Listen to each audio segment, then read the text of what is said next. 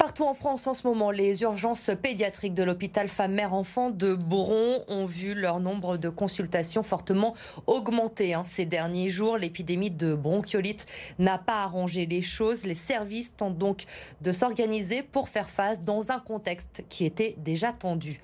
Lucie Nolorgue. En ce moment, aux urgences pédiatriques, entre 250 et 300 enfants viennent consulter chaque jour. Un pic de fréquentation accentué par l'épidémie de bronchiolite. Par rapport à l'année dernière, à la même période, alors que l'année dernière, l'épidémie de bronchiolite était déjà plus avancée, plus intense, on a plus de monde cette année. Bon, il n'y a pas que la bronchiolite, il y a autre chose. Alors, le fait qu'il fasse encore relativement beau fait qu'on a peut-être plus de traumatologie que à la même période l'année dernière. Si les services de cet hôpital sont habitués à gérer une telle affluence, ils s'inquiètent toutefois des difficultés qu'ils auront à augmenter le nombre de lits quand le pic de l'épidémie sera là, faute de personnel suffisant. On a un plan pour essayer de les accueillir qui consiste à augmenter les capacités de lits, de soins critiques, mais également de lits standards. Ceci se fait à la condition que nous trouvions des personnels paramédicaux, infirmières, auxiliaires de puériculture. Actuellement, nous avons déjà des lits fermés pour manque de personnel paramédical. Donc on est très inquiet sur notre capacité à recruter et à augmenter les capacités de lit. Solution envisagée, transférer les patients adolescents dans des services adultes et les bébés malades vers d'autres hôpitaux de la région. Les habitants de la communauté de communes du pays mornantais vont-ils être privés de piscine cet hiver? Pour le moment, aucune décision n'a encore été prise. Mais face à la hausse du prix de l'énergie, le centre aquatique de Mornan pourrait bien fermer entre janvier et mars prochain, car la facture pourrait être multipliée par 3. Pauline Tugent. Pour faire fonctionner ce centre aquatique chaque jour, il faut chauffer les bassins, les bâtiments, les sols et les vestiaires. Depuis sa création il y a 7 ans, tout est fait pour économiser l'énergie. On est extrêmement vigilant à pouvoir maîtriser et optimiser les coûts d'énergie. Chaque dépense énergétique est regardée puis réglée pour apporter la meilleure performance au moindre coût.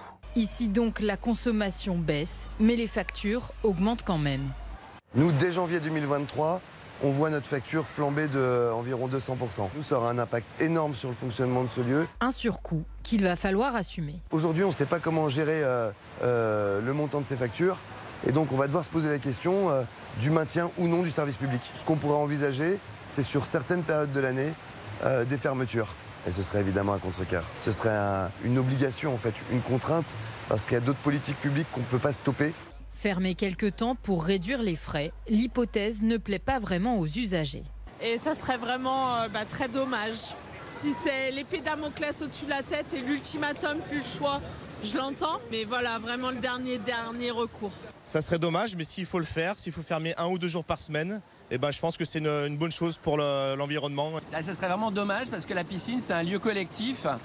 Et il faut que ça reste ouvert pour que tout le monde puisse y aller. La piscine restera ouverte jusqu'à la fin d'année. Une éventuelle fermeture n'arriverait qu'en 2023.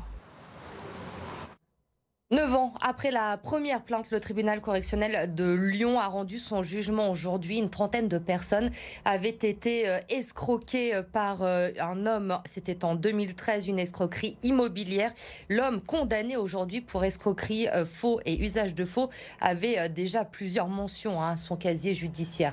Les précisions de Lucie Nolorgue. 4 ans d'emprisonnement pour cet homme qui avait arnaqué plus d'une trentaine de personnes sur 6 communes du Rhône. Il a été reconnu coupable d'escroquerie, faux et usage de faux pour des faits qui se sont produits entre 2013 et 2015. Parmi ces victimes, il y a Isabelle Walter. Elle a 52 ans. Elle réside à Fontaine-sur-Saône. Avec son mari, elle a acheté un terrain à Toussieux en 2013. Cet escroc pourrait construire une maison, mais les travaux n'ont jamais débuté. Je vous propose d'écouter sa réaction à l'issue du délibéré.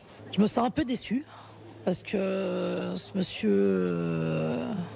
monsieur Lissou part en serrant la main de son avocat avec un grand sourire, en sachant qu'on est juste derrière, qu'il nous voit. J'aurais pensé qu'il serait parti directement en prison pour aller réfléchir un petit peu. Mais bon, voilà. La sanction qu'il a eue, c'est ce qu'on attendait plus ou moins. Donc là-dessus, on est content. Après, ça ne sera pas fini. On va voir ce qu'on fait avec notre avocat. Mais j'ai l'impression qu'il est ressorti un peu libre de là. Je pense qu'on avait plus, nous, la boule au ventre que lui. C'est l'impression que j'ai eue là, et en rentrant et en sortant. La prochaine étape pour ces victimes, c'est de réussir à être indemnisées pour le préjudice qu'elles ont subi. Elles ont rendez-vous pour cela le 24 mars 2023 pour une audience sur intérêt civil. Halloween se fêtera cette année avec quelques restrictions. Le préfet du Rhône a pris un arrêté pour éviter tout débordement. À partir de lundi midi et jusqu'à mardi 6h du matin, la consommation d'alcool sera interdite sur la voie publique. La vente d'alcool à emporter interdite également à partir de 20h. Interdiction d'utiliser des feux d'artifice, fusées et autres pétards sur la voie publique. Et puis la préfecture demande aussi la plus grande vigilance aux automobilistes à la tombée de la nuit, surtout avec les déambulation des enfants dans les rues pour cette fête d'Halloween. Et qui dit Halloween dit forcément déguisement. Chaque année, il faut trouver le costume qui sera le plus effrayant pour la soirée. Vampires, sorcières, zombies ou encore fantômes. Les magasins spécialisés font le plein en ce moment, comme a pu le constater cet après-midi Amélie Duchamp. Le magasin ne désemplit pas. Entre 7 et 800 personnes passent ici chaque jour en ce moment. C'est 3 fois plus qu'en temps normal. Alors on a des jeunes, des familles, des trentenaires. Ils sont tous venus chercher des accessoires, des déguisements, comme Noah qui est ici avec nous. Alors Noah, qu'est-ce que vous avez acheté? Vous pouvez nous montrer? Alors pour le moment c'est une première étape, ça sera du faux sang pour commencer le costume et des lentilles de couleur. Parce que voilà, changer de style c'est un peu important quand même pour Halloween et être un peu différent. Du coup voilà, pour l'instant ça va être ça, mais on va compléter au fur et à mesure la tenue. Donc vous avez une soirée prévue, il y a du monde, comment ça va se passer? Alors je fais toujours Halloween le 31, mais cette année en plus de ça, je travaille dans une auberge de jeunesse. On va du coup fêter Halloween ce soir avec un concert, avec un concours de déguisement. Donc le but voilà, c'est d'être le mieux habillé possible avec plein d'inconnus justement. On va rencontrer du monde et ça va être génial.